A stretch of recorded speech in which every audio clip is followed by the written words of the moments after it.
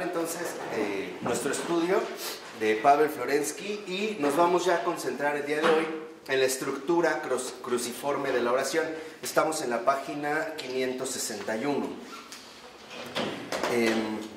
Al retomar esta estructura cruciforme de la oración, en efecto, Florensky va a distinguir que la oración tiene una forma cruciforme, o sea, la cruz, ¿no? Aparece la cruz como la estructura central de la oración. Entonces, en esta estructura cruciforme, Florensky identifica 5 partes o 5 elementos primordiales. El primero es la invocación inicial. Los está enumerando, ¿no? Ahorita los voy a ir explicando. El segundo es la referencia a la característica ontológica del ser divino, narración de algún suceso místico como fundamento de la petición. Ambos son el tipo de lo que el orante desea recibir. El tercero es la expresión de la petición misma. El cuarto, afirmación del nombre verdadero, la glorificación del nombre de la Trinidad, testimonio de la verdad del ser absoluto de Dios y de su poder. Y finalmente, en quinto lugar, el amén como vínculo místico, o sea, consentimiento de la libertad a la fuerza divina. Este es, en síntesis, los elementos que ahora nosotros vamos a ir estudiando precisamente de esta estructura cruciforme de la oración. Para empezar, lo primero que podemos ver es que la invocación inicial, o sea, con lo que nosotros comenzamos en la oración, es precisamente con una invocación. Esta invocación, lo dice hacia abajo al iniciar el último párrafo, que la invocación a Dios está ritmada en 3 planos. Comienza con la invocación inicial, continúa con la referencia al ser divino y culmina en la glorificación del misterio trinitario. Glorificación que es la plenitud de la relación cristiana con Dios, la confesión del organismo encarnado de todos los dogmas.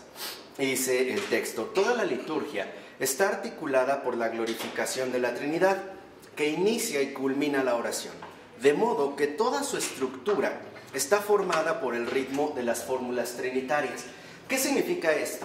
Que nuestra invocación inicial no es otra cosa más que el inicio con la verdad y desde la verdad, cuando iniciamos en el nombre del Padre y del Hijo y del Espíritu Santo.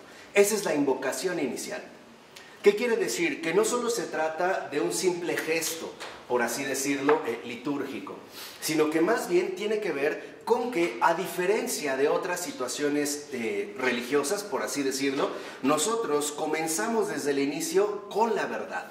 ¿Y cuál es la verdad plena? La confesión de la Trinidad, del Dios Trinidad, del Padre, del Hijo y del Espíritu Santo. Esto es muy importante porque significa que entonces nosotros en la oración de entrada iniciamos desde la verdad. No iniciamos desde nuestras propias perspectivas, anhelos o suposiciones humanas. Por ejemplo, que iniciáramos, oh Dios omnipotente, arquitecto supremo del universo, o con cualquier otro tipo de fórmula rara, ¿no? No, iniciamos de entrada con la invocación fundamental. O sea, ¿qué quiere decir? Que desde el principio lo que nos abre las puertas a la oración es precisamente la confirmación y presencia de la Trinidad misma. Así que la oración cristiana siempre va precedida por esta invocación inicial, en el nombre del Padre, del Hijo y del Espíritu Santo. Este es el comienzo. Esto es justamente lo que en tal sentido nos distingue de algún otro tipo de manifestaciones, como les había mencionado hace un momento, religiosas, ¿no? Que comenzaran con algún otro tipo de discurso. Nosotros no. Hay que decir por qué la estructura trinitaria es verdadera. En este caso, la estructura trinitaria es verdadera porque se ha manifestado precisamente a través de la encarnación del Verbo. No ha sido un invento divino. No fue algo que, por ejemplo, a los hombres se les ocurriera elaborar, decir o manifestar. Simple y sencillamente ha sido efecto de la misma revelación. De hecho, el que nosotros ahora reconozcamos la Trinidad divina no es más que efecto de la revelación que se llevó a cabo. Y esto es muy importante, les mencionaba hace un momento, porque con esta invocación inicial, esta confesión plena de la Trinidad, entonces nosotros ya iniciamos desde la objetividad. ¿En qué sentido? En el sentido de que la Trinidad no es un invento humano. No estamos comenzando desde nuestras propias perspectivas, apreciaciones o convicciones. No, estamos comenzando desde la revelación, o sea, desde la manifestación de la verdad. Y eso es justamente lo que a nosotros nos garantiza que vamos en el camino acertado, ¿no? Comenzamos con esta verdad que precisamente se ha manifestado. Y dice la 562, en los 3 últimos renglones, que es la mitad del primer párrafo, dice el libro: la oración es la encarnación de la verdad en el contenido concreto de la conciencia. Entonces, fíjense esto importante. La oración, lo que nosotros llevamos a cabo es, en un primer momento, la encarnación de la verdad. No quiere decir, por eso es lo que yo les decía, y esto creo que vale la pena mencionarlo. Cuando nosotros hablamos de la oración, estamos hablando, por supuesto, de la oración cristiana, estamos haciendo una referencia a la encarnación de la verdad. No es un discurso meramente devoto, sublime, bello o un discurso religioso elaborado. No, lo que hacemos en pocas palabras en la oración es permitir que la verdad se encarne en nosotros. Por eso es lo que les decía, con la simple invocación inicial, cuando nosotros decimos en el nombre del Padre y del Hijo y del Espíritu Santo, ya estamos nosotros apelando a esta objetividad. Y por lo tanto estamos comenzando desde la verdad, no desde lo que nosotros suponemos o queremos imponer. Por ello es que en la verdadera oración cristiana uno tiene precisamente acceso a esta encarnación de la verdad. Pero ¿en dónde se lleva a cabo esta encarnación? En los contenidos concretos de la conciencia.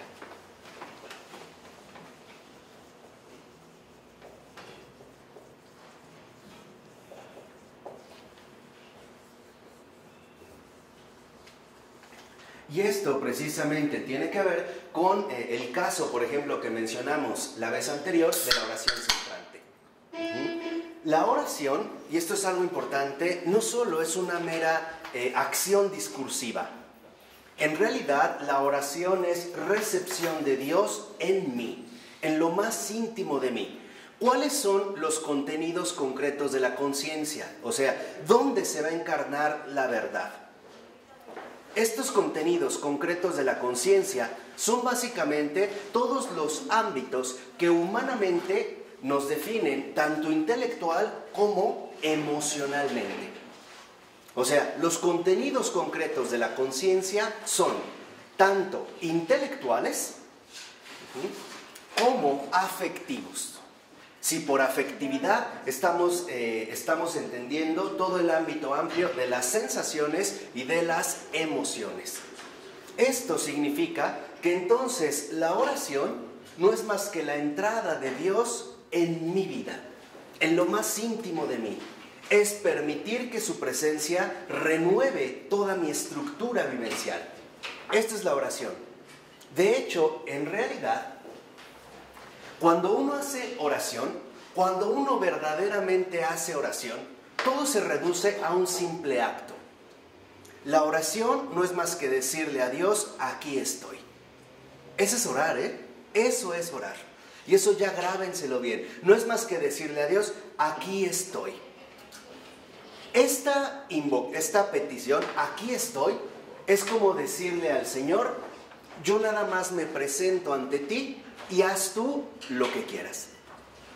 Esto es cuando en efecto vemos cómo la encarnación de la verdad irá cada vez inundando, iluminando los contenidos concretos de la conciencia. ¿Por qué no del corazón? ¿Del corazón? Porque en el corazón, por ejemplo, en este sentido primordial, en el corazón se concentra en efecto el núcleo más vivo de la persona, pero también está fuertemente cargado de una afectividad, de una emoción.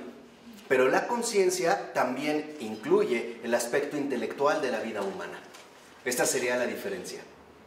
O sea, en el corazón, en el centro vivo, precisamente de la persona, el corazón, es lo que nosotros también llamaríamos, en términos cristianos, la conciencia. O sea, en este sentido, conciencia es igual a corazón, lo más íntimo de mí. tanto intelectualmente como emocionalmente, que es de hecho la definición bíblica. Entonces, cuando uno realmente hace oración, lo único que hace es decirle a Dios, aquí estoy. Nada más. Y entonces, cuando esto realmente se lleva a cabo, el Señor actúa.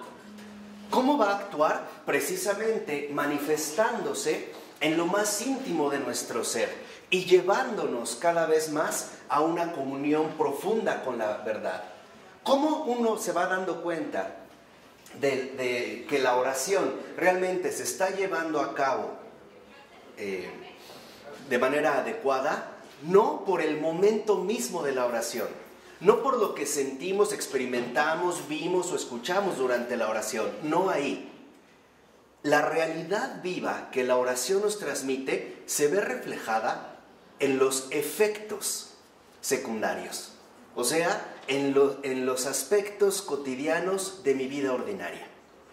Ahí es donde se ve la calidad de la oración, o sea, en los cambios de mi vida cotidiana, ya sea intelectuales, ya sea emocionales, ya sea afectivos, etc. Ahí es donde se ve la auténtica encarnación de la verdad. Por ejemplo, empezamos a pensar de manera distinta. Lo que para nosotros anteriormente era de una manera, cuando estamos realmente llevando a cabo una vida de oración, aparece completamente transfigurado. ¿Por qué? Porque ya no lo vemos desde nuestra propia subjetividad. Ahora empezamos a contemplar las cosas desde la ¿qué?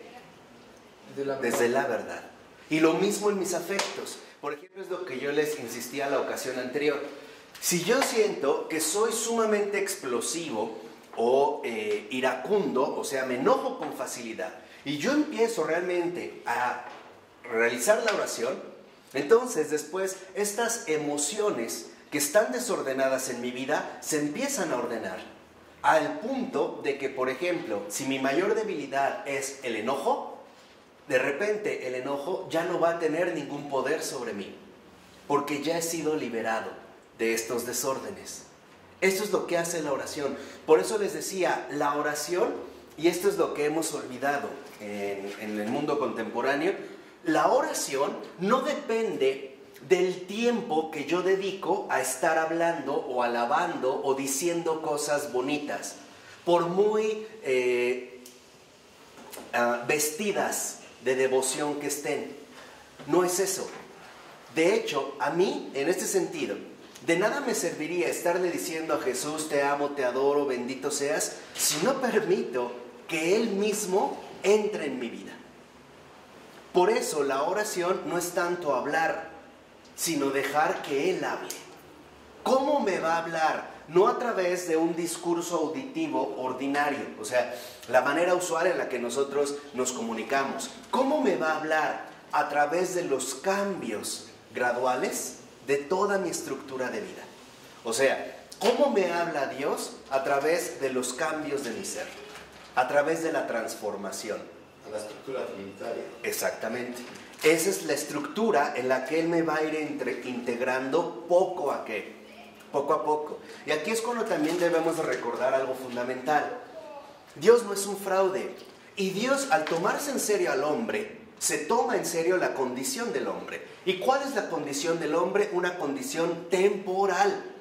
Entonces, ¿qué quiere decir? Que nuestra realidad humana es lenta, requiere tiempo. Y también Dios se va a tomar su ¿qué? Su tiempo. Por eso, uno de los errores graves que podemos, o en el que podemos incurrir, es esperar resultados inmediatos en la oración. No es así. No es así. Realmente nosotros vamos a ir viendo los resultados de la oración poco a poco. Y lo que importa no es los resultados. Lo que importa es la acción concreta que precisamente Dios está llevando a cabo en mi vida. A esto es justamente a lo que se le llama contemplación. Lo que pasa es que nosotros, a partir del racionalismo del siglo XVII, del siglo XVIII, entendemos contemplación como algo así como una labor intelectual sumamente sofisticada. Y no es eso. La contemplación es la unión con Dios que transforma mi vida y por lo tanto transforma toda mi percepción de la realidad. Esa es la contemplación. De tal manera que, contrariamente a lo que suponemos, la contemplación se vive despiertos y en la vida del día a día. Ahí es donde se da la auténtica contemplación. Y el terreno más claro para la contemplación se da entre las relaciones humanas. O sea, en el trato con el prójimo, en el trato con los demás. Y por lo tanto, si estamos hablando de relaciones humanas, en el trato también con uno mismo. Debemos de aprender también a tratarnos bien, no a tratarnos mal. Porque, como decía San Bernardo, ¿no? Le decía al Papa Eugenio, si tú eres bueno con los hombres, no te olvides que tú también eres un hombre. Y tiene razón. O sea, no podemos suponer que entonces todos bien, pero yo me maltrato. No es así, no es coherente con la realidad de la verdad. Entonces, estos contenidos concretos de la conciencia, que se ven transformados, transfigurados por la encarnación de la verdad que se lleva a cabo en la oración, es justamente lo que en los términos más tradicionales se llama contemplación. Veo las cosas de otra manera, siento las cosas de otra manera. Ya no estoy, vamos a decirlo así, apegado, ¿no?, a mis propios hábitos adquiridos a lo largo de mi vida. Ni a mis rutinas emocionales, o sea, por algo me enojo, por algo luego me preocupo, por algo luego me desespero, por algo luego me deprimo, ya no, ni tampoco por mis esquemas intelectuales. Nuestros esquemas intelectuales muchas veces establecen falsas asociaciones y la prueba clara donde podemos darnos cuenta de estas falsas asociaciones intelectuales es en las consecuencias que traen consigo. Estas consecuencias básicamente las puedo reducir a una sola: la perturbación interior. Los pensamientos que me inquietan, cruzamos los cables, hacemos falsas conexiones y el resultado es una perturbación interior. O sea, nos preocupamos. Bueno, la contemplación nos libra de eso. Justamente la contemplación nos lleva a vivir lo que Jesús dijo: y la verdad os hará libres.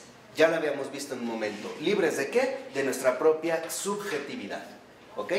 Entonces, con la pura invocación inicial, nosotros lo que le estamos diciendo a Dios es: aquí estoy. Aquí estoy. ¿Para qué estoy aquí? No lo sé. Tú lo sabes. Pero yo aquí estoy. Y aquí estoy, y es donde entra lo más importante, porque no me estoy poniendo ante alguien desconocido, sino que me pongo en tus manos, que ante todo son manos de Padre. La oración no es más que decirle: aquí estoy, Padre bueno, Padre del cielo. De hecho, esa era la oración de Jesús. Y Él nos los compartió. Cuando los discípulos le dijeron: Señor, enséñanos a orar, era como decirle: Jesús, compártenos tu intimidad. Y Jesús dijo: cuando ustedes oren, digan: Padre nuestro, tal. Pero lo primero que dijo es: cuando ustedes oren, digan: Padre. Entonces, aquí nosotros podemos ver algo muy claro. ¿Cómo iniciaba la oración de Jesús? Padre.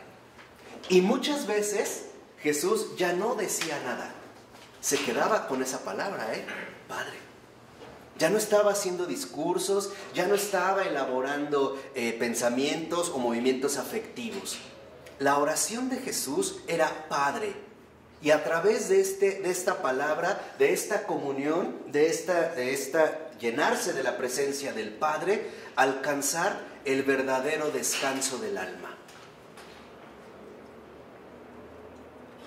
Esa es la oración. Lo que pasa es que Jesús se retira a orar porque en efecto la oración es la base de su misión terrenal. Es la manera de, como verdadero hombre, mantenerse en esta comunión profunda dentro de la realidad humana con el Padre. Pero la comunión de Jesús, y esa es la comunión cristiana, no es que no se dé con los apóstoles o los discípulos. Lo que pasa es que la comunión de Jesús íntima, personal, ahora se va a transferir a la convivencia con los apóstoles y los discípulos. ¿Dónde se da la oración pública de Jesús? En todas sus enseñanzas. En lo que dice, en lo que no dice, cómo se comporta, cómo piensa, qué hace. Ahí está orando con ellos. Lo que pasa es que a veces podemos suponer que la oración es como una especie de método cuadrado. No, no es así. Muchas veces Jesús decía Padre y ahí se podía quedar horas en los brazos del Padre. Y nosotros es lo que estamos llamados a vivir. Por eso a veces vemos cómo Jesús podía pasar noches enteras orando. Pero no es esta oración donde creemos que se está esforzando, no. Es simple y sencillamente, ¿no? Encontrar el abrazo del Padre. Es encontrar el abrazo del Padre.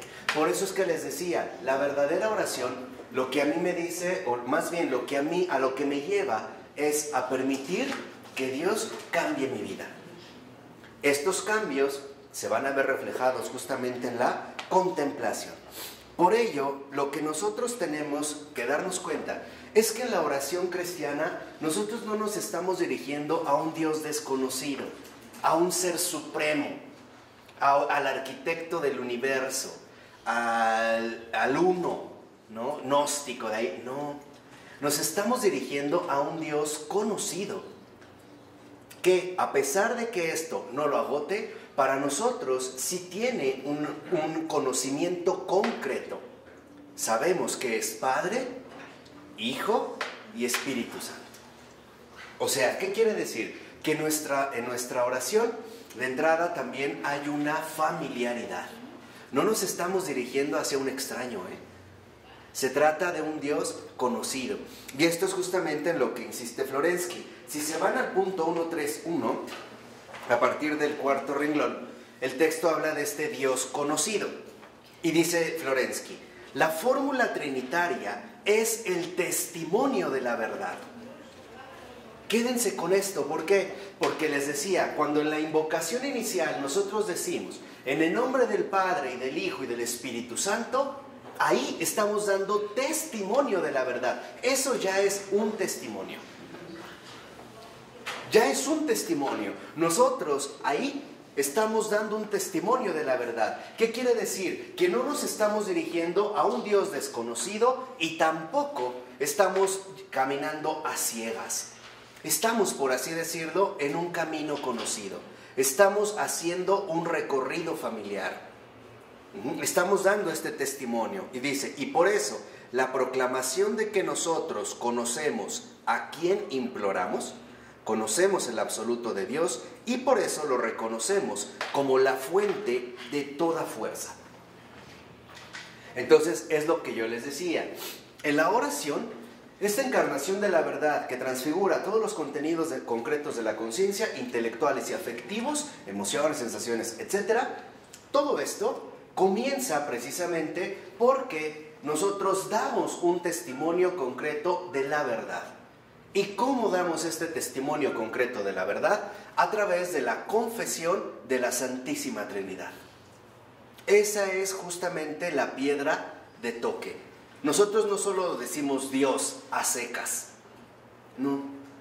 Nosotros hablamos del Padre, del Hijo y del Espíritu Santo. Este es precisamente el testimonio. Y el primero que lo va a dar y a promover es el propio Jesús. Vayan y bauticen a todos, ¿no?, en el nombre del Padre y del Hijo y del Espíritu Santo. O sea, ahí es donde nosotros vemos esta indicación. ¿Qué quiere decir? Que se supone que cada vez que nosotros nos persignamos, hacemos la señal de la cruz, en teoría deberíamos de saber a quién nos estamos refiriendo. En teoría, al menos, deberíamos tener claro con quién nos estamos relacionando. Y entonces deberíamos de tener claro que nos estamos relacionando con Dios Padre, con el Padre bueno, que ha enviado a su Hijo para rescatarme a mí. y también ha enviado a su Espíritu para acompañarme a lo largo de toda mi vida.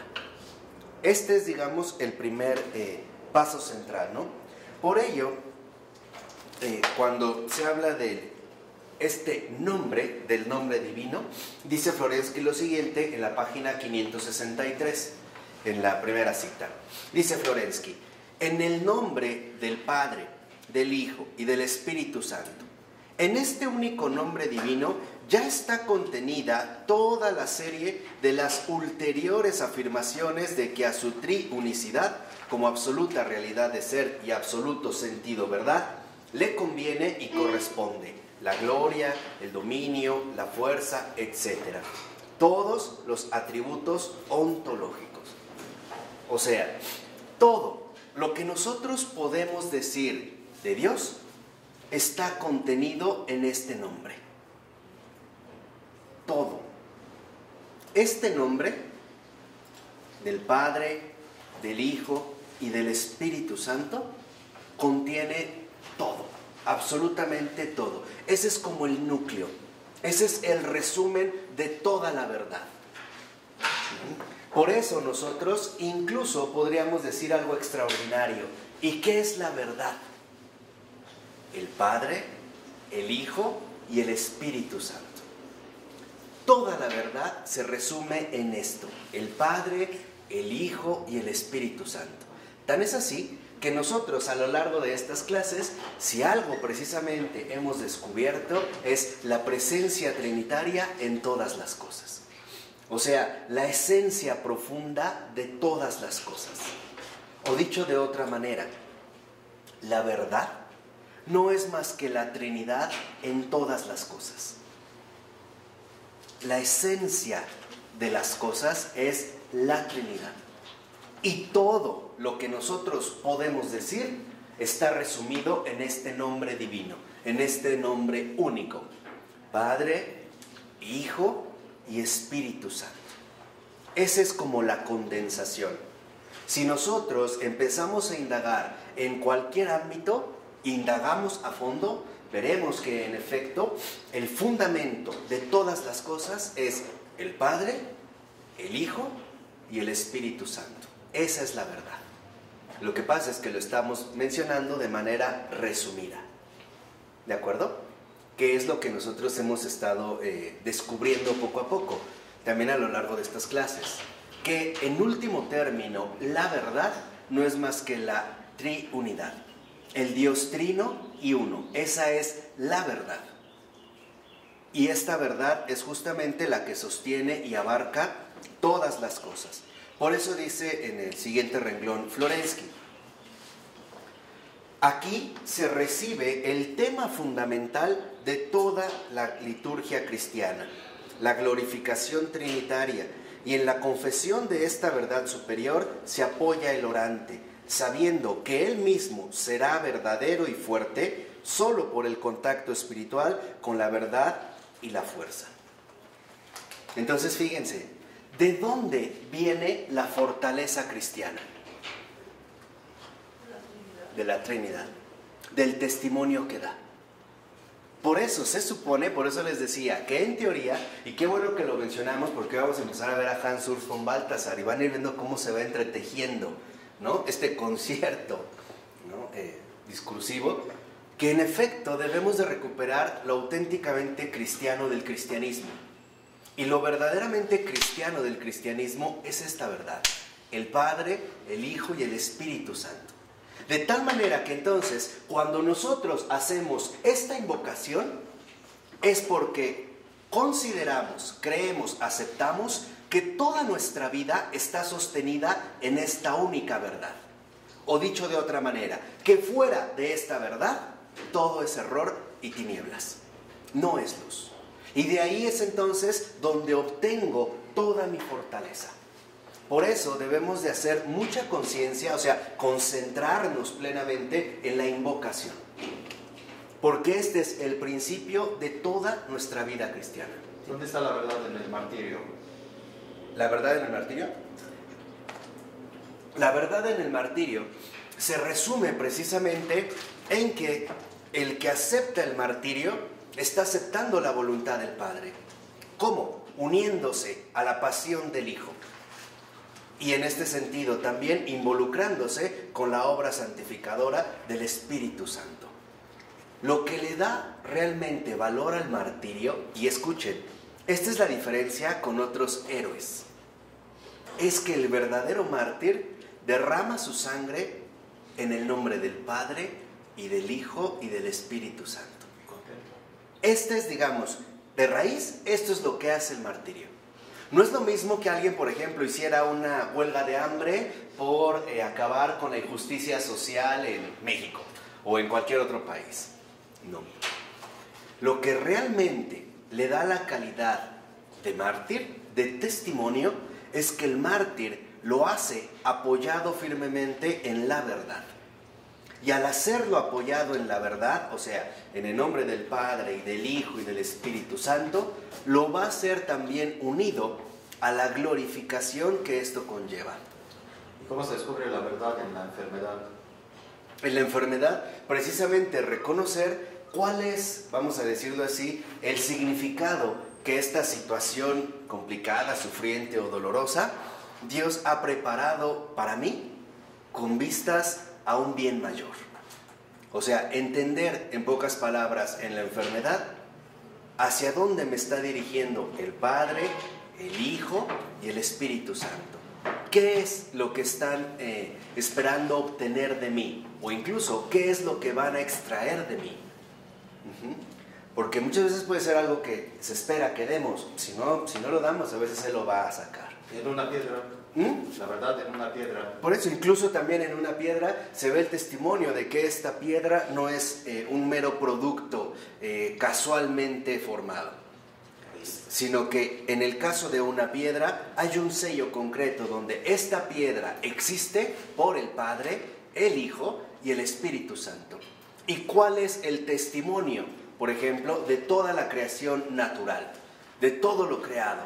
La belleza. ¿Cuál es el sello o el barniz, vamos a ponerlo así, el barniz de toda la realidad creada, humana? La bondad. ¿Y cuál es el sello, en este caso, de la realidad creada angelical? La verdad. Ahí es donde están los tres trascendentales: verdad, bondad y belleza. Y no son más que los tres reflejos de esta unidad única trinitaria. No es más que esta concentración. De hecho, donde uno encuentre belleza, uno encuentra bondad. Y donde uno encuentra la bondad, ahí uno encontró la verdad. No están desligadas, ¿no? Y están finalmente también en este sentido unificadas. Por eso dice a continuación, ahora, después que ya hemos analizado la invocación, vamos a ver qué pasa con la petición. ¿Qué es lo que realmente ocurre en la petición? Dicho muy brevemente, nosotros suponemos que la petición consiste precisamente en pedirle algo a Dios, ¿no? Le pido por mi trabajo, mis hijos, mi familia, mi negocio, mi salud, no sé. No, esa no es la verdadera petición.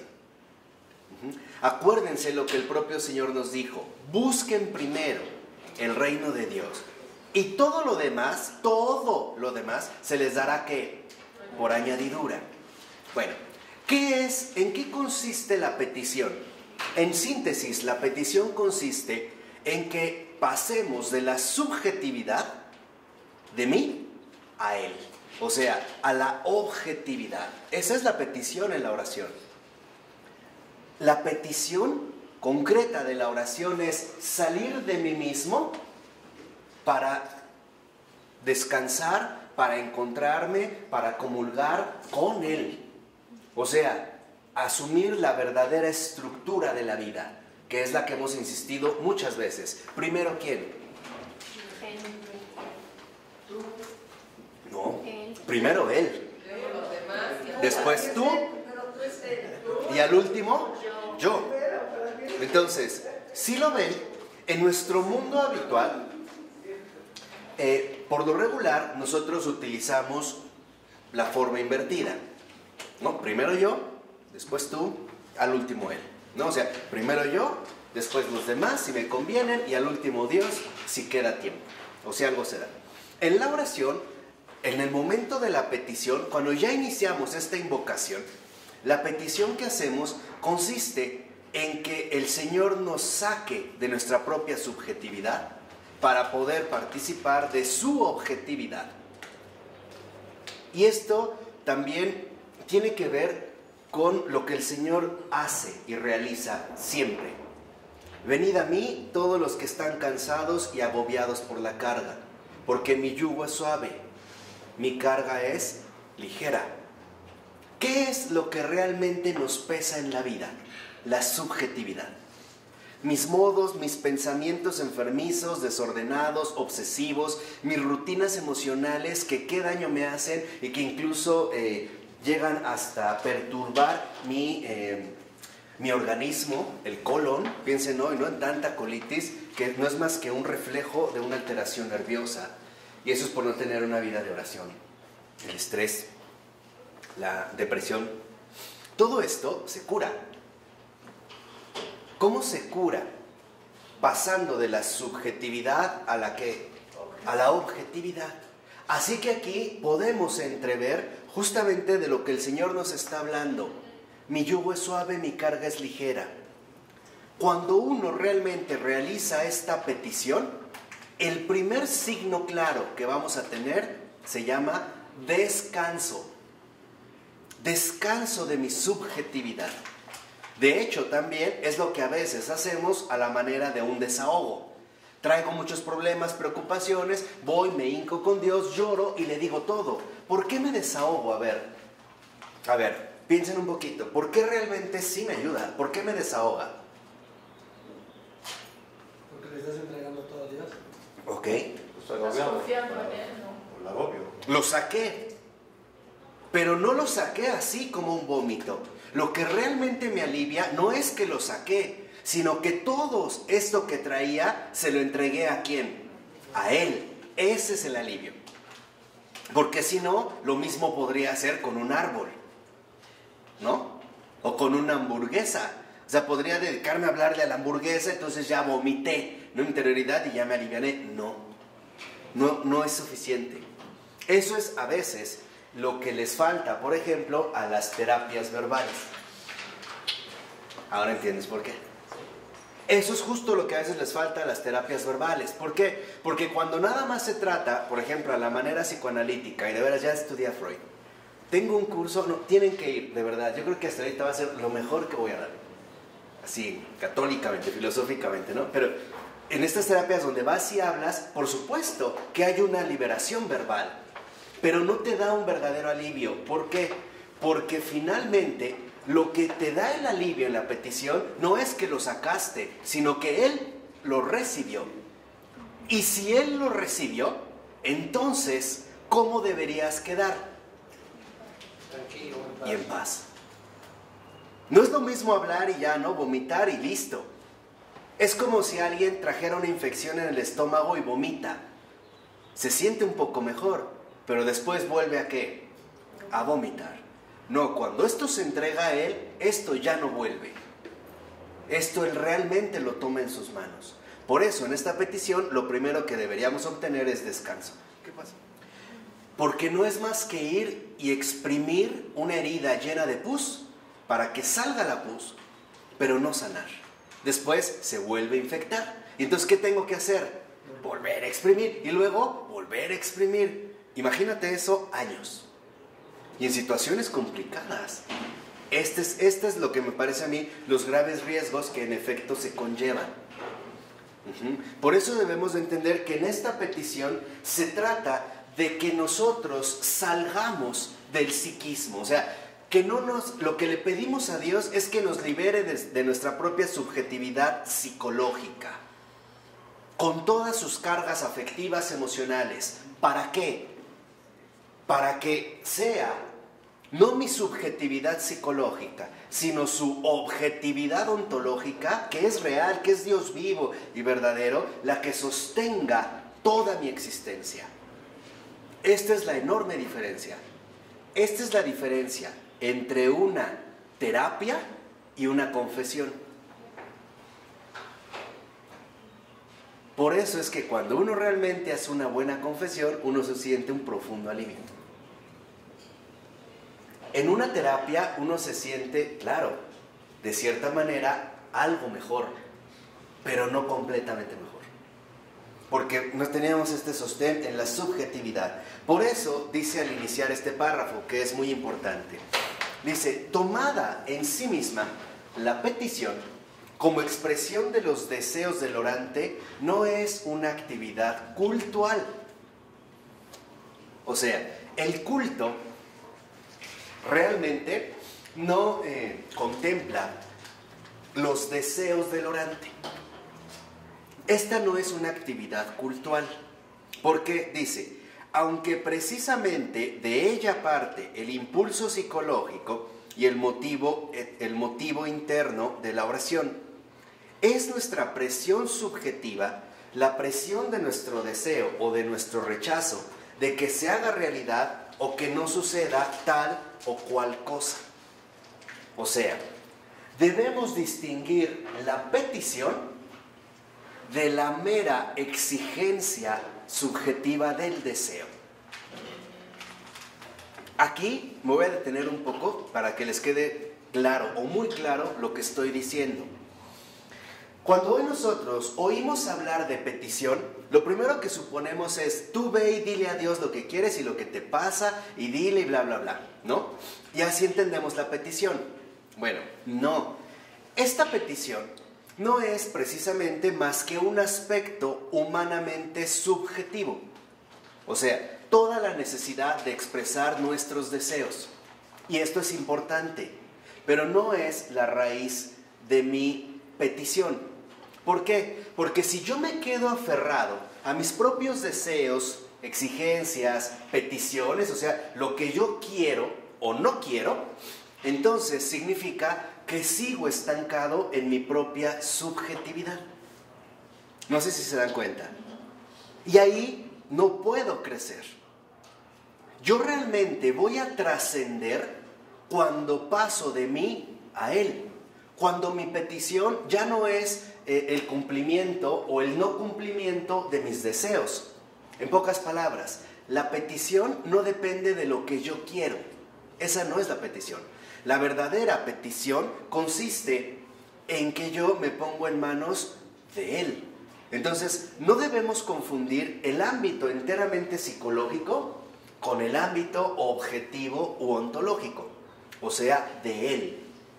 Aquí es muy importante porque nuestra cultura precisamente nos ha llevado cada vez más hacia el subjetivismo y el psiquismo obsesivo. Por ejemplo, llegamos a pensar que Dios es bueno porque me ha dado todo lo que le he pedido. Pero en realidad, cuando yo digo esto, no estoy viendo que Dios es bueno. Lo que pasa es que me siento complacido en mi propia subjetividad. ¿Por qué? Porque en último término recibí lo que ¿qué? Lo que pedí. Esta no es alabanza, aguas. Esta no es una alabanza. ¿Por qué? Porque en último término está sostenida en el amor propio, en la autocomplacencia. A las personas que dicen que Dios les ha dado todo y de repente Dios les quitara todo, entrarían en una crisis terrible. Todo el mundo se les viene abajo. En realidad no es que el mundo se les vino abajo. Su ego es el que se ve ofendido. Se ve herido, se ve lastimado. ¿Y cuál es la respuesta psicológica a esta situación? Primero, considerar que Dios ya no los ama. Segundo, considerar que han hecho algo malo y por eso Dios está enojado o los ha castigado o algo así. Vienen las falsas asociaciones psicológicas. O en último término, considerar que entonces Dios no es tan bueno como ellos pensaban. ¿Sí queda claro? Entonces, el verdadero acto del culto, de la petición, es salir de mi subjetividad para ir a su presencia, o sea, a esa objetividad. ¿qué es importante aquí? ¿Y cómo se va a manejar esta subjetividad que en efecto no podemos anular? Muy sencillo. Cuando nosotros estamos en presencia de Dios y de repente vienen movimientos interiores, intelectuales, emocionales, o en este caso en concreto, me nace pedir algo, lo voy a pedir, pero no me voy a quedar en lo que pedí. Simplemente es como hacer una carta y la voy a ¿qué? A enviar. Como antiguamente se hacía, uno escribía una carta y la ponía en el buzón y ya. Pero no me quedaba con la carta todo el tiempo, ¿sí? No, ¿verdad? ¿O sí? No estaba con la carta. Sí, esa es mi carta y esto quiere, no sé qué. Y esto. Pues suéltala. ¿No? Cada cosa que quiero a Dios es como una carta. Se la escribo. Señor, quiero un Audi A5, super bla, bla, bla. Ay, lo quiero blanco y tal. Ok. Ahí va el buzón. Ya. ¿Por qué hacemos esto? No es darle el avión a nuestra subjetividad, es no quedarnos atrapados en ella. O sea, humanamente no está mal, eso es lo que quiero decir. O sea, ¿tiene sentido para nuestra subjetividad? Sí, tal vez. Pero lo que no tiene sentido es que todo lo reduzcamos a este impulso subjetivo. Por eso les decía, cada cosa que yo le pido a Dios es como una carta. La escribo y la echo al buzón. La única diferencia es que aquí no es un buzón, son sus manos. Y empieza a recoger nuestros papelitos. De tal manera que entonces yo me vaya liberando de mi propia subjetividad para cada vez más reposar en la objetividad. Hay un momento en el que la oración ya no es necesario hablar. Me basta su presencia, ahí descanso. Ya no tengo que estar como Verolico o Perico, hable, ya no. Ya lo que me interesa es esa presencia viva de Él, o sea, la comunión, ¿no? Literalmente con Él. Por eso, a esto se refiere Florensky cuando dice a continuación, un mero deseo. Esto es lo que queda de la oración en el inmanentismo.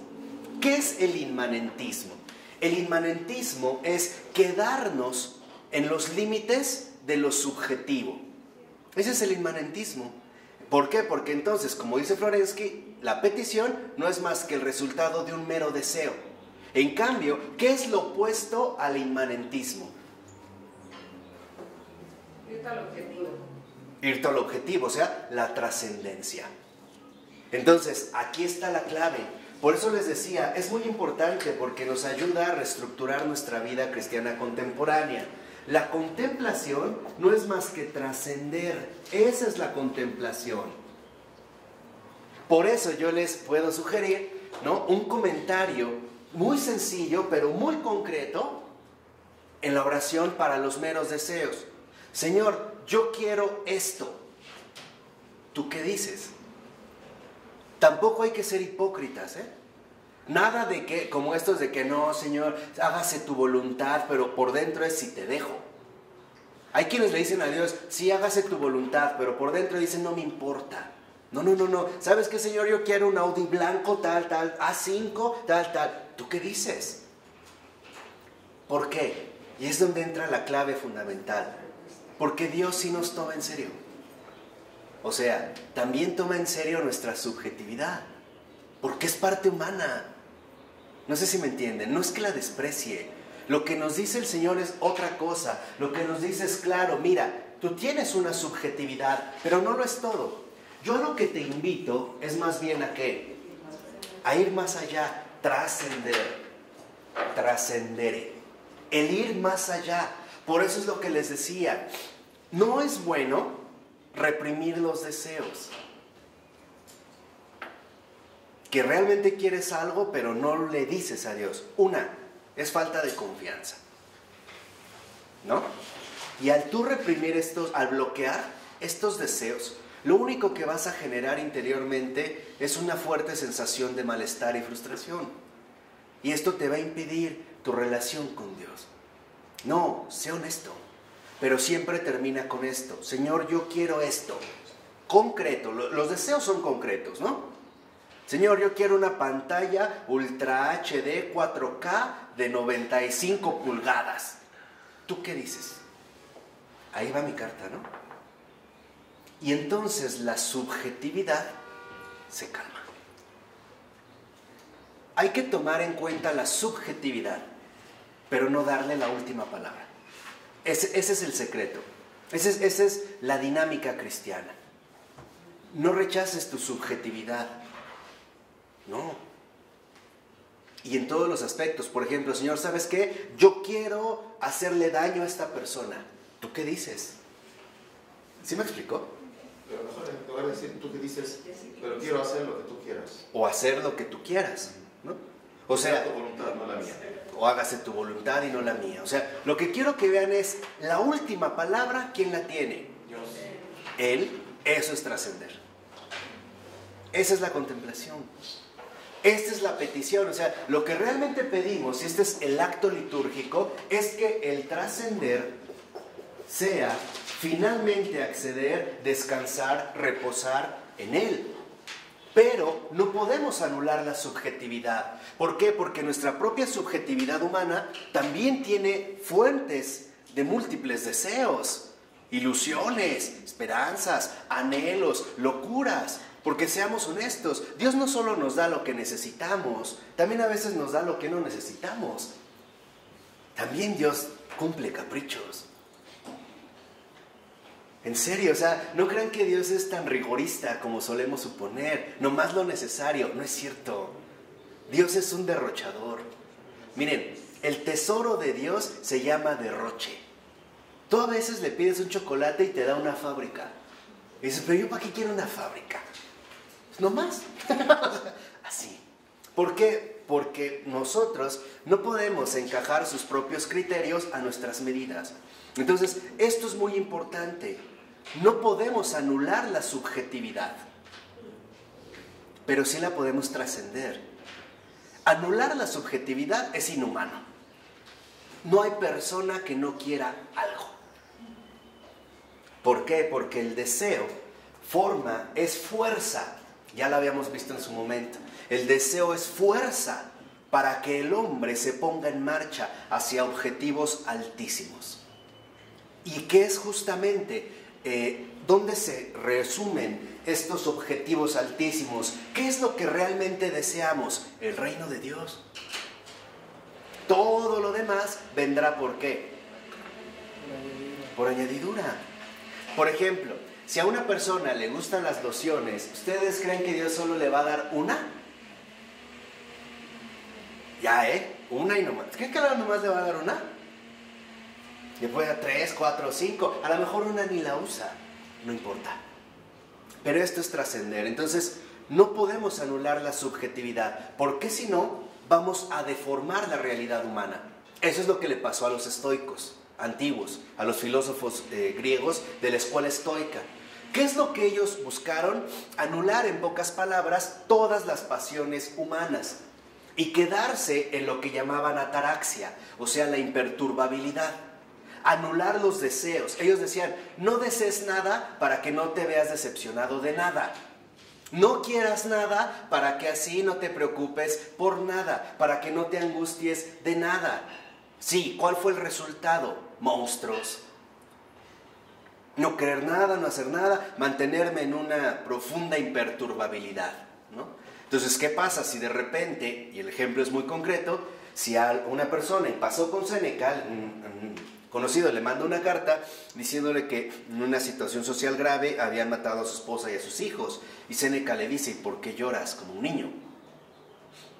Tú sigue adelante, eso no estuvo en tus manos, realiza tu vida ordinaria, como si nada hubiera ¿qué?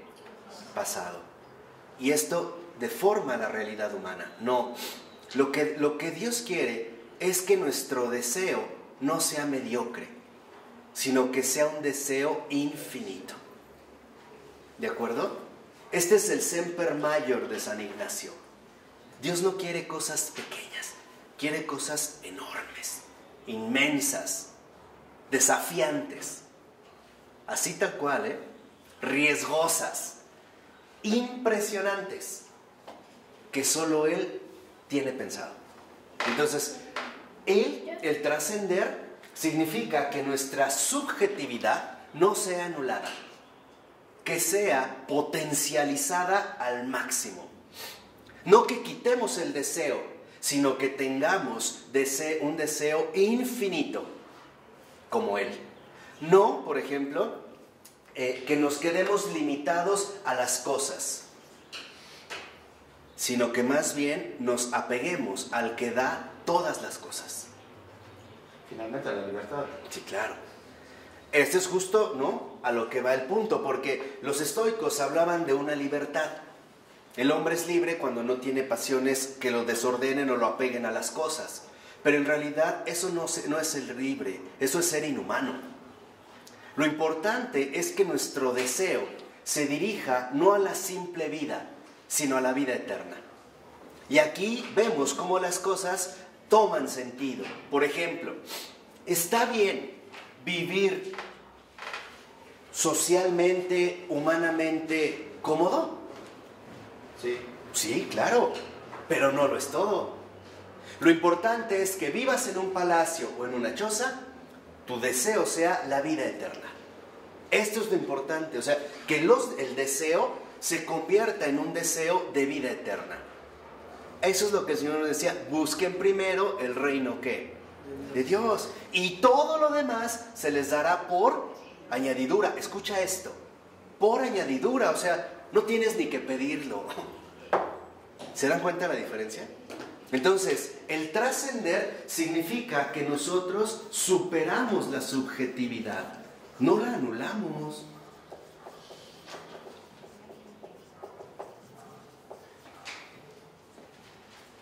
¿Para qué? Superamos la subjetividad precisamente para reposar, para ser transfigurados por la objetividad.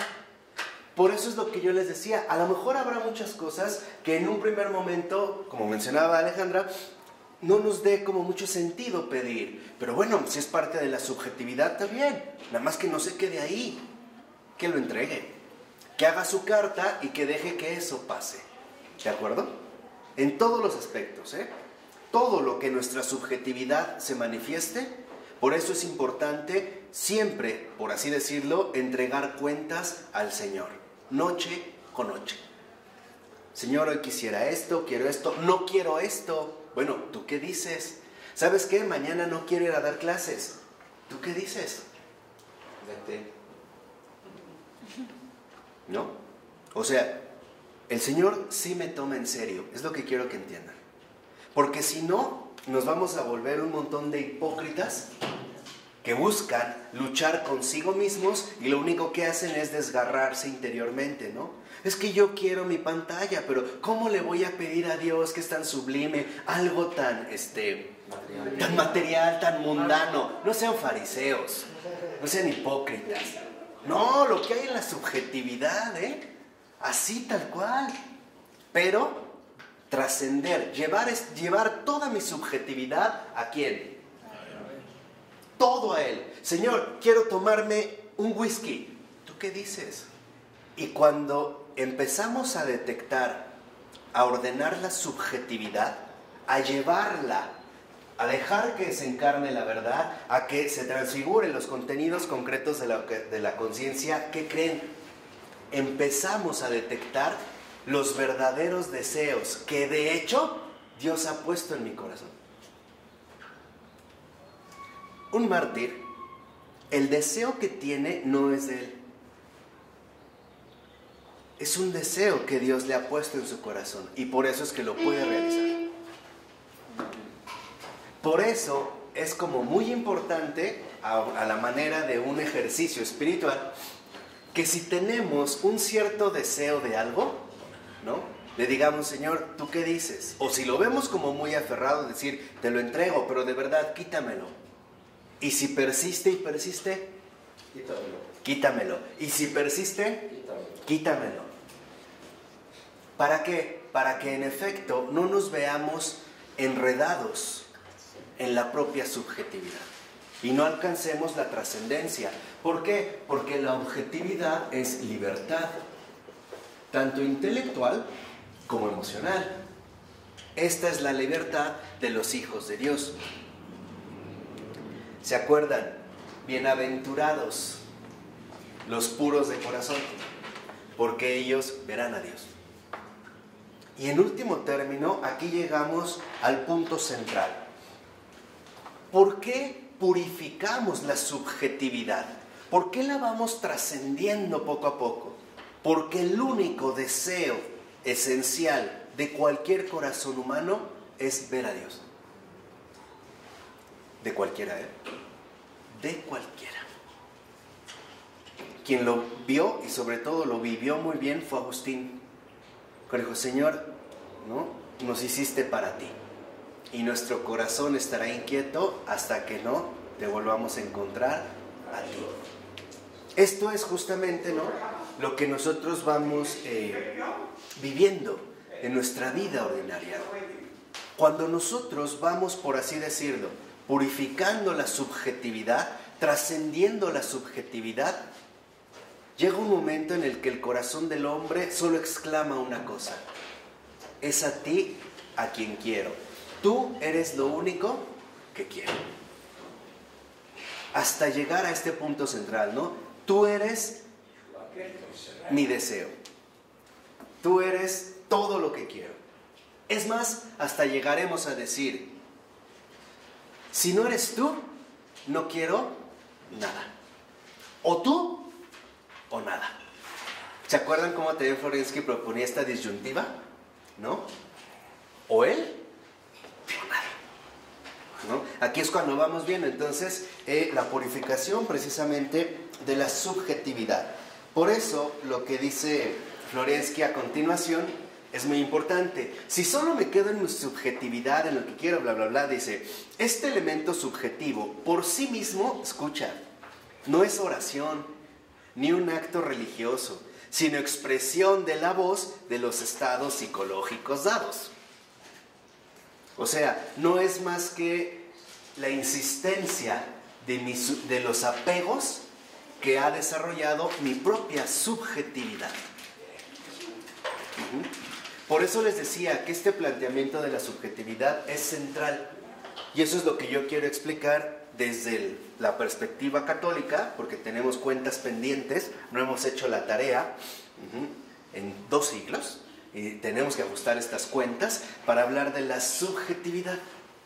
Y el guía, o lo que vamos a tomar como guía, es precisamente Freud. Ahora, lo importante aquí es que nosotros no nos quedemos atrapados en los propios deseos subjetivos. Dijimos, no los vamos a negar, los vamos a trascender, ¿no? Los vamos a trascender. ¿Por qué? Porque cuando nosotros nos tomamos en serio a nosotros mismos, Dios se manifiesta claramente. Porque se da cuenta que no estamos jugando. ¿Se acuerdan cuando vio a este israelita de una sola pieza? Que llega en el Evangelio, un israelita dice: este es un israelita de una sola pieza, íntegro. Esta es la integridad. Entonces, nada de errores extraños donde o bien ocultamos la subjetividad, pero nos revolcamos como cerdos en la subjetividad, y nada tampoco de que no quiero nada de subjetividad y todo es pura objetividad. No es así. Creo que dijo en la que no hay doblez. De una sola pieza, no hay doblez. ¿Qué quiere decir? Que para esta persona la subjetividad también se trascendía en Dios. Esa era su petición. Y ese es el tipo de cristiano que el Señor quiere para estos días. Nada de dobleces. Nada de doblez. O sea, nada de que según me dirijo a Él, pero doblo mi corazón, ¿no? Como que lo enrollo, lo doblo hacia mí, quedándome atorado en mi propia subjetividad. No. Ante el Señor se saca todas las cosas.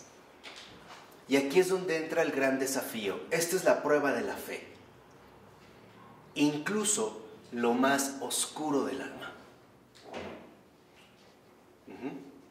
Ya basta de ingenuidades católicas. Ya basta de espantos. de situaciones que aparentemente no son reales, y sí lo son. Lo que estoy diciendo, las heridas y los traumas, ¿no? Cualquier desorden interno de mi subjetividad, también la voy a trascender ¿en quién? Porque me estoy dirigiendo al Padre, al Hijo y al Espíritu Santo. Y Dios es amor. Dios es bueno. Así que tú no eres juez de ti mismo. No te espantes de lo que la subjetividad te pueda proponer. Por ejemplo, voy a poner casos muy concretos. Señor, quiero matar a Simón Hash. Así, casos bien concretos. Señor, ¿sabes qué? Quiero ver pornografía. Señor, quiero tener relaciones sexuales con mi cuñada. Y estoy hablando de cosas bien concretas. Nada de silencios. Y esto, bueno, porque veo que sus oídos son muy finos. Pero podríamos mencionar cosas más graves. Es la única manera de liberar la subjetividad. ¿Por qué la oración es un acto de fe? Porque me lleva a confiar en la bondad de Dios. ¿Sí se entiende? Sí. Con Dios nada de dobleces, nada de máscaras. Con Dios tal y como es. Ni más, ni menos. Porque cuando nosotros somos totalmente honestos, entonces se abren las puertas de la misericordia. No desconfiemos de Dios. Dios no viene a condenar, viene a rescatar, a salvar. Él lo dijo. Yo no vine por los sanos, sino por ¿quiénes?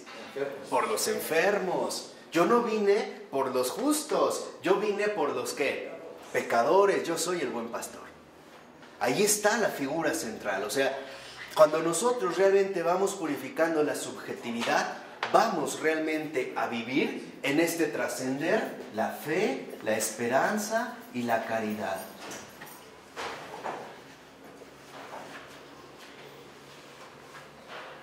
Por eso es tan importante, yo les decía, recuperar la auténtica dimensión profunda de la oración.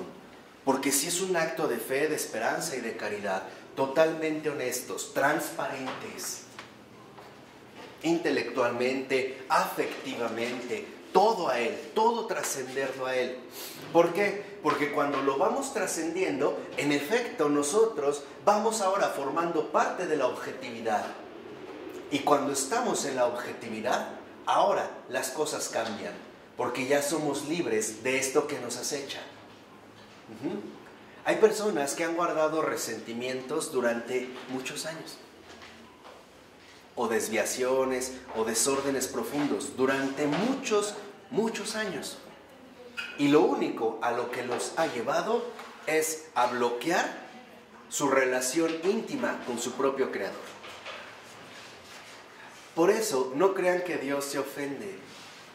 ¿Saben por qué nos cuesta tanto trabajo, en realidad, relacionarnos con Dios? Porque somos demasiado soberbios y en realidad no nos espanta que Dios sepa lo más grave de mí. Lo que pasa es que no creo posible que yo sea tan bestia.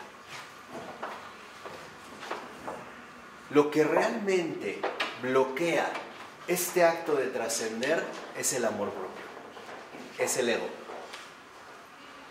Si yo menciono algo muy grave de mí, el primero que se espanta soy yo, no Dios. Como Adán. ¿Qué hizo Adán finalmente cuando vio su desnudez, su pobreza, su indigencia, su carencia? ¿Qué es lo primero que hizo? Se tapa, ¿no? Se va a esconder. Eso es lo que nosotros hacemos. Utilizamos demasiadas estrategias de bloqueo. Veo que algo brotó, no, esto no, en mí no, para nada, no, esto no es cierto. No, sí es cierto. Y por eso es que nosotros necesitamos precisamente la petición. ¿De acuerdo? Por eso dice en los 3 últimos renglones de este párrafo. ¿Dónde nos quedamos? Datos. Leímos En la 564, psicológicos dados. la oración será la encarnación de la verdad. 564. Ah, sí. Cerrada en la objetividad viviente, ¿no? Si lo vemos, dice, a partir del cuarto renglón, en la 564. Estamos en el 506.3. Terminamos. Ok, terminamos la 563. Bueno, nos vamos a la 564, ya que es como el resumen de lo que hemos mencionado. Y dice el texto a partir del cuarto renglón: el puro fenómeno psicológico está encerrado en una subjetividad sin valor. La oración es el proceso de la conversión de la subjetividad cerrada en la objetividad viviente, transfigurando todo su contenido por la obra de la misma verdad y por el contacto real con ella, que es lo que nosotros ahorita ya explicamos. Y dice los tres últimos renglones: la oración será la encarnación de la verdad en los deseos del hombre, la justificación trascendente del deseo, la realización de la antropodicea en el corazón de la afectividad. Y aquí es donde entra lo importante. Lo que realmente va a trascender son nuestros deseos. Lo importante no es desear. Lo importante es que nos demos cuenta qué deseamos. Por ejemplo, todos deseamos estar bien, pero hay quienes desean, o el objeto de su deseo es conseguir este estado de bienestar a través de las drogas, el alcohol, la sexualidad desordenada, etcétera, la adrenalina, deportes extremos, bla, bla, bla, bla, bla, ¿no? 2 deportes extremos. Te extrañé, Simón. Me la debías por faltar. ¿No? Pero esto es lo que quiero que vean. O sea, en realidad, lo que es fundamental para nosotros es no el hecho de desear, sino lo deseado, el objeto de nuestros deseos. Mucha gente quiere ser feliz, desea ser feliz. El problema es a través de qué. ¿De acuerdo? Entonces, la afectividad, el corazón del hombre se ve transfigurado. Y lo dice en este sentido Florensky. Dice en la cita: ni el valor verdad ni la fuerza realidad de este movimiento de nuestro ser están demostrados, y no podrían estarlo si no se diesen las otras partes de la oración. En el conjunto de la oración, la fuerza del movimiento interno es demostrada por el cuarto aspecto, la doxología trinitaria, y su sentido por el segundo, el relato, el recuerdo del tipo del acontecimiento en el plano místico. ¿Cuál es este acontecimiento en el plano místico? Los relatos evangélicos, lo que nos relatan los evangelios. Nuestra verdadera petición debe brotar de lo que Jesús nos ha mostrado.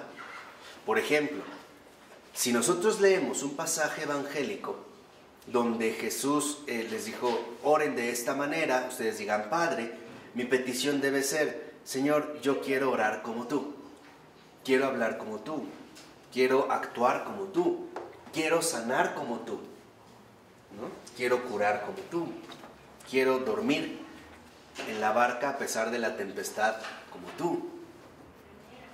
¿De acuerdo? Hacia ahí es donde precisamente se va a ir buscando. Pero ¿y cómo se encuentra lo que buscamos así? ¿Cómo lo encontramos? Un ejemplo concreto. De la afectividad del deseo. Vamos a acabar de leerlo y ahorita vemos el ejemplo. Dice a continuación: por sí mismo no estaría demostrado ni justificado en su sentido, en su significatividad interna, en su legitimación, en su verdad espiritual, y seguiría siendo algo subjetivo. Escucha: poco importa lo que yo desee, y si solo yo, en mi propio aislamiento subjetivo, deseo algo, ¿cómo puedo acercarme a la verdad con esto que es propio mío, y en la medida que es solo mío? Aquí está lo que ahorita mencionaba Ronnie. ¿Cómo encuentro lo que realmente busco cuando trasciendo lo que es solo que mío? O sea, purificando mi subjetividad. Lo que nos enceguece o lo que nos bloquea la comunión con la verdad es nuestra propia subjetividad apegada. apegada a lo que deseo, apegada a lo que quiero, también a lo que no quiero o a lo que no quisiera, en síntesis, a todo lo que me produciría agrado, pero también apego a todo lo que me produciría desagrado. Y en pocas palabras, a mis propios miedos, a mis propias limitaciones. Esto es lo que me bloquea el encuentro con el centro vivo de mi ser. Pero, por lo mismo, hemos olvidado algo extraordinario, que por ejemplo, si mal no recuerdo, Santa Teresa de Lisieux lo tenía muy claro. Cuando uno encuentra en su vida la voluntad de Dios, o sea, la presencia de Dios, y uno la cumple, es lo que más felices nos podría hacer. Así fuera que te mataran a pedradas, si esa es la voluntad de Dios, lo harías con una alegría indescriptible. Si fuera a cuidar gente leprosa, lo harías con una alegría indescriptible. A pesar de que te cuesta. Ah, no, sí, claro. Pero encontrarías el sentido profundo de tu vida. De hecho, hay una belleza. Esta belleza es la presencia de Dios. Sí. Así que aquí vemos esta dinámica o este proceso. Superamos la subjetividad que podríamos resumir en lo mío, para obtener la libertad de ¿qué? ¿Y cuál sería el paralelismo? Lo mío para alcanzar ¿qué? Lo tuyo. Lo tuyo. Estamos en una relación personal, ¿no? Lo tuyo. No estamos hablando de algo enteramente desconocido, dijimos. Estamos hablando con un desconocido. Entonces, superamos lo que representa lo mío, o lo que constituye lo mío, lo acepto, pero lo quiero superar precisamente ¿por qué? Lo tuyo. A veces se dan varias indicaciones así medio sutiles cuando una persona después de muchos años dice: "Ay, a mí me hubiera encantado estudiar tal cosa o hacer tal cosa", y empiezan a generar una especie de nostalgia, ¿no? Algo no encontraron, algo ahí como que quedó de alguna manera desfasado. Es pasar entonces de lo mío a lo tuyo, ¿de acuerdo? Y este es el camino de la purificación, trascender lo mío a lo tuyo. Si una persona astutamente dijera: no, es que yo realmente quiero lo tuyo, no lo recibe, porque si el Señor me da lo suyo, ¿qué me va a impedir agarrarlo? Lo mío. Te voy a poner un ejemplo muy sencillo. Si una persona lleva llenas las manos de cosas que agarró, ¿puede agarrar algo más? No puede. Por eso, todo lo que hay en mí, lo mío, mis manos llenas, mi corazón lleno de tantas cosas, deseos, ilusiones, esperanzas, bochornos, vergüenzas, resentimientos, corajes, odios, etcétera, etcétera, etcétera. Todo lo mío se lo voy a dar a Él. Y a cambio, no solo me voy a vaciar, también en el mismo gesto estoy dispuesto a recibir. Y por lo tanto, me vacío de lo mío, sí, pero lo hago para llenarme de lo tuyo. Por eso les decía, la oración es decir: aquí estoy. Aquí estoy. Todo lo mío es ¿qué? Tuyo. Y lo tuyo es ahora mío. Estructura trinitaria. Esto es justamente lo que se da, ¿no? Padre, tú me has dado todo, ¿no? Todo lo mío es tuyo. Es esto. Eso es lo que les decía, es donde se ve precisamente esta estructura. Por eso, si lo ven en los dos últimos renglones, hace una referencia interesante y dice: el deseo, apoyándose en su propio esquema metafísico ya manifestado, entra él mismo en la constitución de la verdad. Y entonces ya no se me puede reprochar que el deseo es mío. Ahora es mío y de la verdad. O sea, ya no es un deseo que únicamente está detenido en la subjetividad. Es un deseo mío, claro, pero es también de la verdad. ¿no? Ahí se está dando la unificación. La figura de mi ser. Exacto. Y dice, por la realización de la verdad deseada, yo no estoy de ningún modo obligado a afligirme, según Kant. Para Kant, incluso el cumplimiento del deber se tenía que llevar a cabo, aunque eso implicara algún tipo de aflicción. O sea, lastimarme. Dice, por el contrario, puedo y debo, según el apóstol, alegrarme en la verdad. Y esto es lo que yo les decía. Un rasgo central de que hemos recibido lo de Dios, de que ya no vivimos en lo mío, en la subjetividad, sino que ahora estamos en lo tuyo, de Él, de esta objetividad, es la alegría. Porque el Señor nos lo dijo, mi yugo es ¿qué? Suave, mi carga es ligera. Este es el gesto de la alegría, ¿no? El vivir desde lo tuyo. Yo quería que explicaras, lo indicaste, pero en el tipo, aquí dice, cuando mi deseo es sometido al tipo, ¿quién es el tipo? El tipo es Jesús. O sea, se está refiriendo precisamente a lo que decía, a estos contenidos concretos que se nos han transmitido a través de los evangelios. La vida de Jesús, ahí está el tipo. O sea, no parto de cero, inventando qué es lo que quiero recibir, sino que más bien me concentro en el tipo que se me ha ofrecido, ¿no? Que es Jesús, en toda su complejidad. Por eso dice a continuación, un impulso psicológico fue mi deseo, pero en el fundamento ontológico de lo subjetivo se mostró como objetivo. En este fundamento de lo que se quiere es la idea creadora divina sobre la creación. O sea, la trascendencia, el trascender. ¿Qué es lo que Dios quiere crear en mi deseo? Un deseo mayor. El cielo. Un deseo inmenso, un deseo, que es lo que yo les había comentado, un deseo infinito. Por eso, fíjense, lo dice muy bien, 2, 4, como 7 renglones antes de que acabe esta cita. Esta cita es muy importante. Dice Florensky, es hora de comprender. Fíjense cómo él también habla de ya, es hora. O sea, algo pasó, ¿no? Quizá como los apóstoles nos quedamos dormidos, pero es hora. Dice, es hora de comprender. En la oración y por la oración no nos contraponemos a Dios, sino que nos aproximamos a Él y nos unimos con Él. O sea, en la oración la subjetividad y la objetividad no están en lucha. Dijimos, es un proceso en el cual no nos vamos a contraponer, no es que estemos en pugna, sino que nos vamos a unificar, nos vamos a fusionar íntimamente. ¿Cómo? Pasando de lo mío a lo tuyo. Y dice, y por eso cuando el deseo, primeramente concienciado por mí en tanto que es mío, se me ha revelado como un deseo que aunque esté en mí es un deseo de Dios, entonces yo actúo por la fuerza de Dios, o bien la fuerza de Dios actúa por mi medio. Y aquí nosotros precisamente podemos darnos cuenta de este aspecto central. En la petición nosotros lo que buscamos es trascender la subjetividad, de tal manera que estos deseos que mi subjetividad va generando y que es imposible no tener o anular, se conviertan entonces en estos deseos de Él.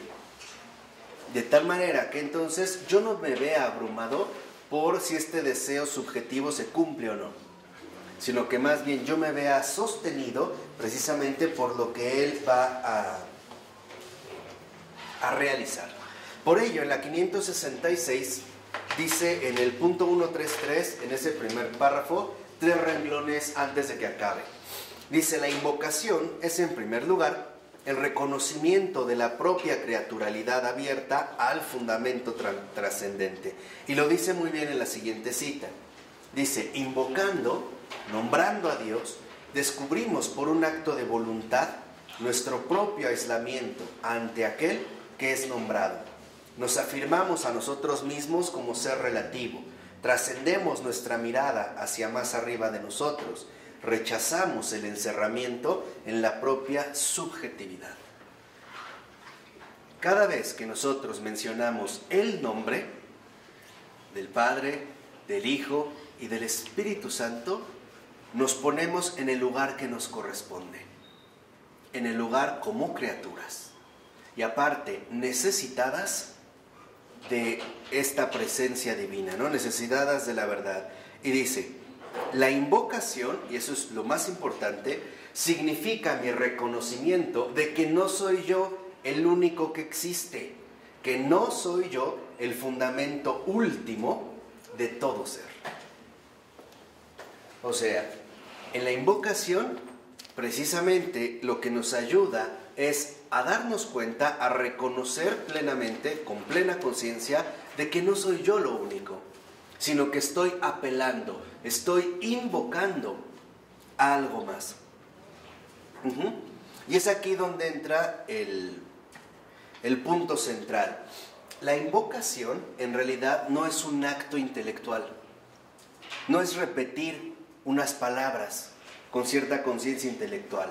La invocación es un acto de la voluntad, es querer, en pocas palabras, es deseo, es desear, que lo dice en los últimos renglones. En segundo lugar, la invocación es verdaderamente un acto ontológico de salida de sí mismo, la entrega de la voluntad, que da acceso a la fe y al mismo conocimiento divino, en un contacto real y no solo emocional con el tú. Ese otro que no soy yo. Ese otro, el tú, en esta relación personal, que me saca o me libera de mí mismo. Es también lo que en términos filosóficos contemporáneos se ha llamado alteridad. El otro. Tomar conciencia clara del otro. Darme cuenta que yo no soy ni el único, ni el centro, ni lo soy todo. Que está ese otro, está en este caso precisamente el tú. Y dice la 567, en la invocación, por consiguiente, dice Florensky, salimos auténticamente de nosotros mismos y el nombrado entra auténticamente en nosotros, de modo que se hace posible la relación y la vinculación. En nosotros puede existir una emoción subjetiva relativa a Dios, concienciada por nosotros como subjetiva. Podemos querer a Dios, ser atraídos por Dios, pero esto es solo nuestra emoción, un estado de nuestra psique, en último término, según nuestra comprensión, porque aún no nos hemos decidido a la misma comunicación, todavía no nos hemos dignado a entregarnos. Y esto es fundamental. Generalmente, en la oración, nosotros siempre estamos ya como prejuiciados y queremos sentir algo. De tal manera que si de repente en mi oración no sentí nada, mi primera conexión falsa intelectual sería algo hice mal. No sentí nada, ¿no? No pasó nada, no escuché nada, no vi nada, nada. En pocas palabras, cuando esto sucede es porque aún seguimos apegados a nuestra propia subjetividad. No sé si esto queda claro. Esperaríamos, ¿no?, las reacciones emocionales, intelectuales, afectivas a las que estamos acostumbrados. Y al no tener esta respuesta, en efecto, sentiríamos que algo salió mal, cuando la verdad es todo lo contrario. Lo importante no es lo que yo siento, lo importante es la entrega que yo realizo. Si yo le estoy diciendo a Dios, aquí estoy, ¿yo le voy a decir qué debo sentir o cómo Él debe tratarme a mí? ¿No? Él sabrá cómo disponer de este acto voluntario de entrega. Esa es la oración. Por eso les decía desde un principio que es un acto voluntario de entrega. Y Él, no yo, determinará de qué manera dispondrá de este acto. De tal manera que en la oración no tengo por qué esperar ni sensaciones grandiosas, ni cuestiones espectaculares, ni visiones, ni locuciones, no. yo sé que este acto voluntario de entrega se vive en pura fe, en pura esperanza y en pura caridad. O sea, en verdadera ¿qué? Entrega.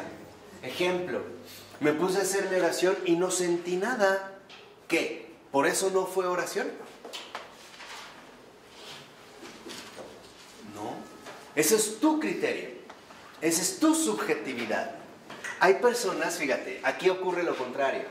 Hay personas que consideran que se hicieron oración y sintieron fervor y no sé qué tanto, casi veían a los ángeles, fue una oración extraordinaria. Mienten, no oraron, se engañaron. Estaban revolcándose en su propia subjetividad exaltada. No estaban dirigiendo su atención hacia Dios, la estaban dirigiendo hacia sí mismos. La oración pura es cuando, a pesar de que no siento nada, no vi nada, no escuché nada, no pensé nada, sigo tranquilo. Esa es la oración, esa es la oración pura, ¿eh? Esa es la pura oración, esa es la pura fe. Aparentemente nada más cerré mis ojos, me concentré en el Señor, le dije, aquí estoy, no vi nada, no sentí nada, no pasó nada, pero no me inquieta. Eso es mejor. ¿Sí? ¿Por qué? Porque entonces quiere decir que mi subjetividad ya no está tan desproporcionada, ya no está tan exagerada. Más bien ya estoy viviendo la objetividad. De tal manera que la entrega no es más que este acto voluntario que requiere fe, ser fiel a Él, aunque yo no lo sienta, esperar en Él, no en mí, y la caridad de finalmente entregarme a Él. Confunden la oración con la subjetividad. Y esto lo podemos ver, por ejemplo, hay muchas personas que dicen, no, es que yo me volví cristiano, en general protestante o apóstata, ¿no? Lo que sea, porque los católicos son muy aburridos, como que no hay nada. En cambio aquí me siento bien, me hacen cantar, me hacen bailar, estoy triste y me llegan 2, 3 a acompañar y alguien se enfermó y van y ponen la Biblia y las manos y oran y siento el Espíritu y viene el Señor y me caigo, vomito, bla, bla. No, sí, en serio, no. ¿Por qué? Porque hoy en efecto esto está desordenado, porque nada más atiende a la subjetividad. Además, les dicen, ¿no? Me dijo una persona hace poco, yo entré a un templo y desde que entré 2 o 3 me acompañaron, ¿no? Y en ningún momento me dejaron solo. En cambio, entra a una parroquia católica y nadie me pela, ¿no? Y yo me quedé pensando y dije, pues sí, porque no les queda de otra. O sea, si realmente no está Dios ahí completamente, ¿quién va a cubrir la carencia? Pues los hombres, ¿no? ¿A través de qué? Pues a través de finalmente mostrar, ¿no?, una presencia humana, pues con algo lo tienen que cubrir. Por eso van 2, 3, 4, 5, ¿no? Los ves, hermanos, dije, pues sí tiene sentido, por supuesto.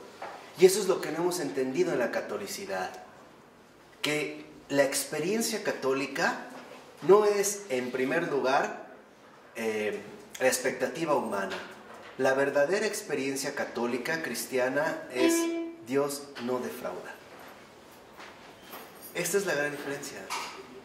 Esto es lo que está en juego de fondo. O sea, eso es lo que quiero que se den cuenta. Dios no defrauda. Dios no me defrauda, ¿no? Los hombres podrán defraudarme, pero Dios no me defrauda.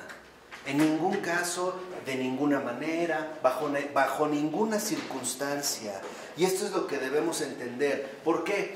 Porque en efecto, como el propio Ratzinger como el propio Florensky lo menciona, en último término, no es más que voluntad de comunión. La subjetividad no reúne, la subjetividad divide. Cuando estas personas están cantando y así como extasiadas, en realidad no están juntas. Cada una está en su propia subjetividad. Lo que pasa es que comparten un mismo espacio y un mismo momento, pero no hay comunión. Tan es así que si de repente se quedaran todos callados por un momento, se sentirían hasta incómodos. porque no habría manera como de desahogar, ¿no? Al menos digamos esta subjetividad. Por eso dice, fíjense a continuación, la emoción se desarrolla, nuestro querer se intensifica, se refuerza, se condensa y llega a objetivarse por la invocación. Sea solo pensada, murmurada, dicha en voz alta o agritada, el hecho es que la invocación, nociológica y ontológicamente, supone siempre lo mismo: la apertura de sí, el descubrimiento de nuestro ser secreto, la anulación de la barrera, el derribo de los parapetos defensivos de la autoconservación, el autoaislamiento, la entrega de las profundidades del propio ser al nombrado. Hay personas que cantan a Dios, pero en realidad no es tanto que le canten a Dios, están cantando a sí mismas, ¿no? Les gusta lo que hacen. Y les gusta tanto que en este caso lo que hacen es como presumir, por así decirlo, ¿no? Estos dones que han recibido.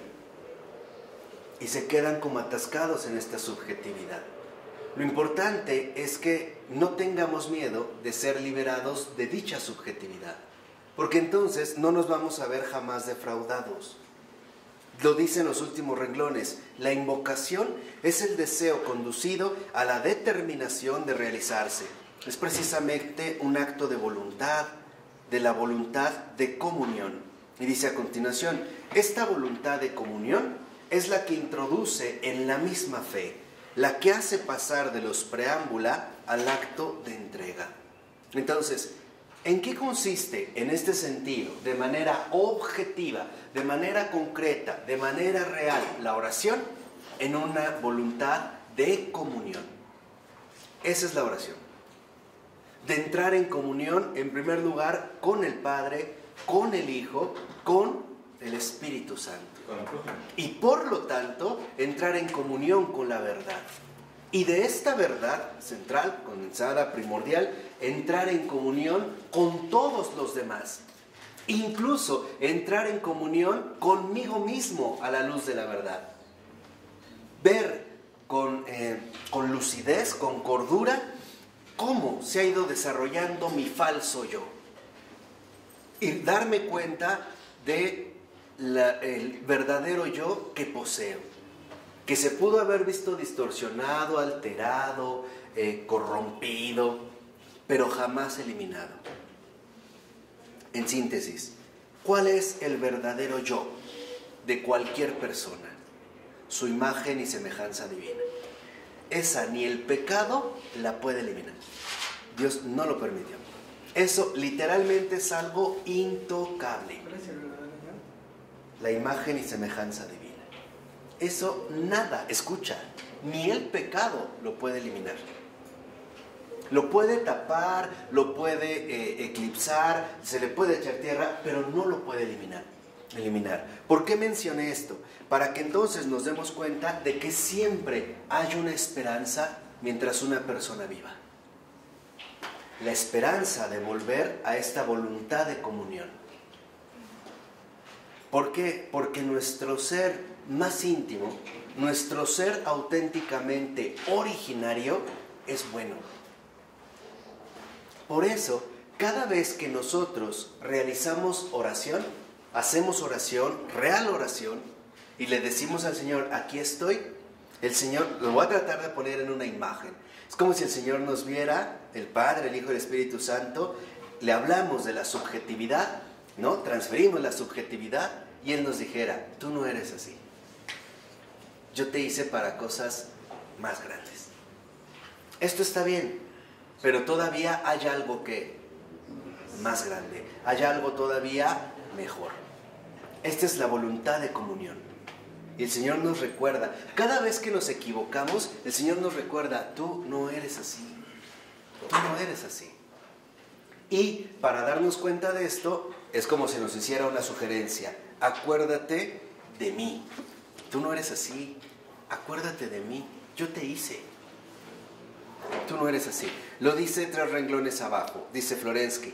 Y cuando este acto voluntario de la propia apertura ha sido realizado por nosotros, en este mismo momento, no poco después de este acto, sino por este acto, en este acto, Dios se convierte para nosotros en el Dios de Abraham, de Isaac y de Jacob, no en el Dios de los filósofos y los sabios. Está citando a Pascal. Con nosotros entra en comunión el ser viviente, Él mismo, y no para que nosotros tengamos un concepto sobre Él. En pocas palabras, la oración, en tanto voluntad de comunión, nos conduce a una experiencia de Dios. Es el conocimiento de Dios en carne propia. No es un concepto, no es una idea. Es el conocimiento de Dios en carne propia. La experiencia viva de su presencia. Por eso es lo que habíamos mencionado antes. Dicen los 2 últimos renglones. La invocación orante es el traspaso de los estados psíquicos subjetivos. La ascensión sobre la subjetividad. Entonces, dicho brevemente, ¿qué es lo que hoy pudimos comprender? Cómo trascender la subjetividad. Y ante todo, más allá del proceso detallado que dijimos, quédense con lo central. No se trata de negar o de eliminar la subjetividad. Se trata de trascenderla.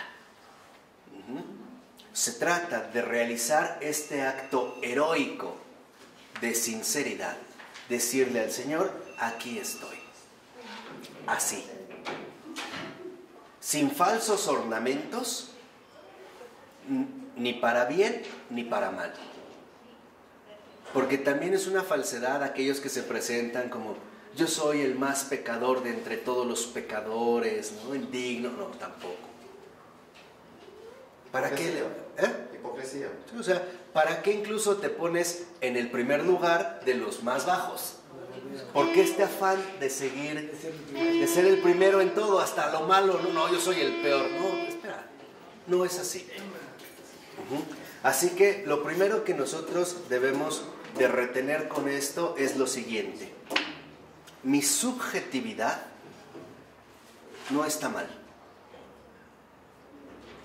pero puede estar mejor.